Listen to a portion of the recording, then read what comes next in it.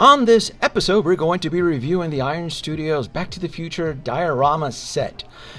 Does that look like Marty Sr. or Jr.? You know, you have to wonder.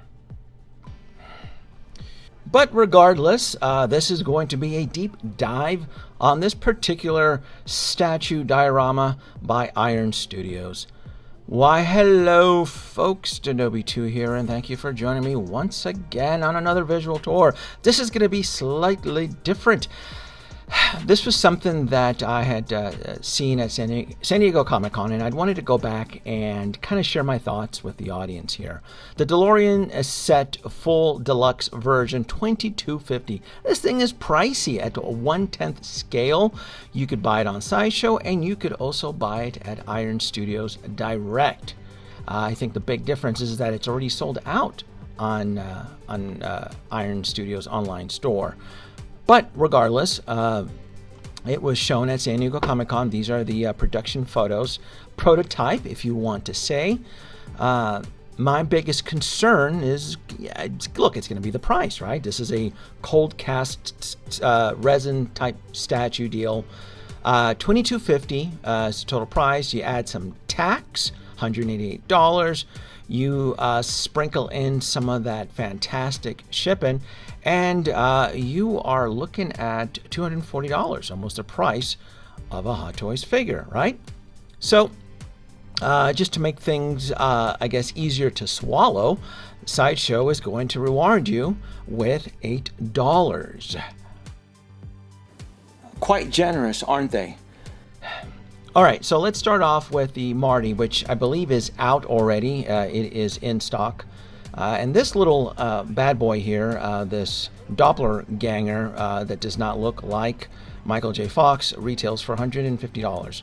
Add some shipping and tax, and you're looking at $200 for a 1/10 scale statue of Marty McFly, which does not look. And I want to say this is the complete version here. This is not the prototype from what was shared with me there on site. Also, what was there too are these little tchotchke little Toontown thingamajigs that everybody seems to be jumping on the bandwagon. $44 a pop. You're looking at probably $60 a piece with some shipping and some tax. But look, the main star of this review, or it's more of a discussion, right? It's me playing devil's advocate. Is the Delorean. It's Marty Sr. with Dr. Emmett Brown in 2015. They just arrived, and this is this diorama, from what the gentleman told me, is hand painted. It's cold cast resin statue, 1/10 scale. It's, look, let's be frank. It's the sticker price. It's that $22.50. I'm having trouble seeing the value, the kickback, right? And look, I get it. Oh well, you know, Denobi, it's a statue, right? It's different. You can't compare it to a Hot Toys. But the problem is that with a Hot Toys, I feel like I get the value. I just do. Versus at a 1/10 scale, this diorama, this Back to the Future Part 2 diorama, just looks better from a distance, even though I'm scrutinizing it with my 4K camera that I bought. And I'm impressed. I kind of zoomed in on that newspaper. I'm like, oh, okay, cool. It's kind of like for every two negatives I find a somewhat positive. I like the paint application of the Delorean. I like that the bumper is not... it has a different paint scheme compared to the Delorean.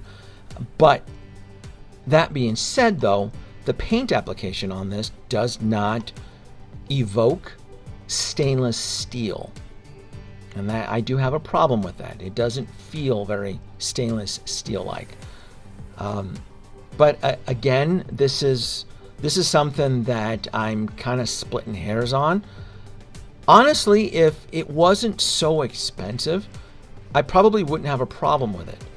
But the fact that they're asking for a little over $2,000 for the complete set, and the complete set meaning the Delorean, Marty, and Doc Brown, it's just tough.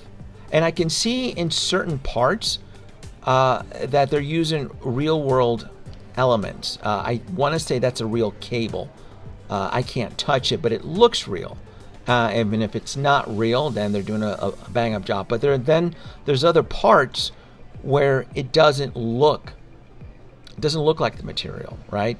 And you can overcome that with a good paint application, right?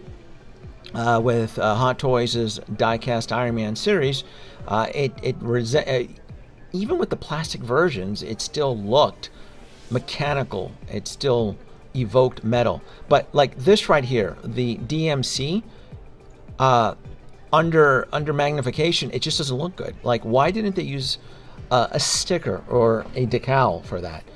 It looks like it's you can see it's hand painted, and it just doesn't resonate. And then the headlights. And if you can see the headlights, they're using some LED components on there, like a square LED, so it doesn't diffuse the light properly. I want to say that's probably one of the reasons they turned it off when I filmed it here, because the day before it was on. I'm assuming the batteries died out and the exhibitors just didn't have the batteries or didn't want to replace it. Same thing for the back too. If you look right there, it's those little square little LED markers on there. When they're powered on, the light is not properly diffused.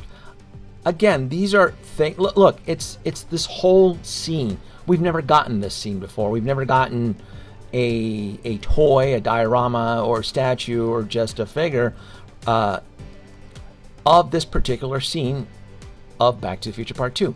I love Back to the Future Part 2. Out of the whole trilogy, Part 2 is probably the one that I really connect the most. So, and I really want to bring this into my collection. I really do. But I just don't see the value here. I just don't, especially with the wheels. Why didn't they just use some rubber wheels? I mean, I get it is a statue, it's cold cast resin, but they could have created somewhat of a hybrid, right? Some sort of hybrid where you could have used real world elements.